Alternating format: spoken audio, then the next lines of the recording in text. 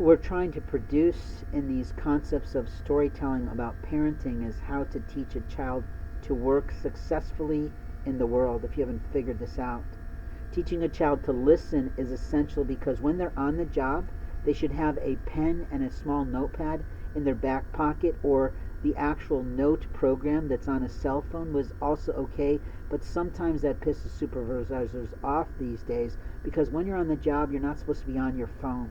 Your company's not paying you to talk on your cell phone. Your company's not paying you to solicit and socialize with your friends and family.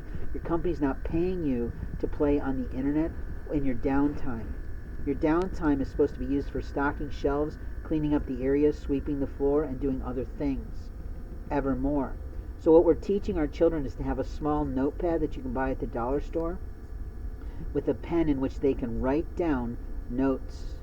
When they're on the job, when their supervisor speaks, these are the things I need you to do, the child is going to be ready to write that list down as a checklist that they can check off once they've completed it. Then they become a ultra well-performing employee, which starts their life in any position they choose. Whether they work in fast food retail, whether they work in a record store, whether they work in I don't think we have video stores anymore, but you know what I'm saying? A bookstore where a child who's a teenager can get work. The reality is that listening skills are essential for communications and retelling of those items. The revisit of the list is teaching children truly how to enlist someone else in their life. You see, if someone gives you that list like we saw in Sesame Street, that still to this day I can remember most of it, right? Black mom sends a child to the store to pick some things up, right? Milk, stick of bread or stick of butter, bread, whatnot.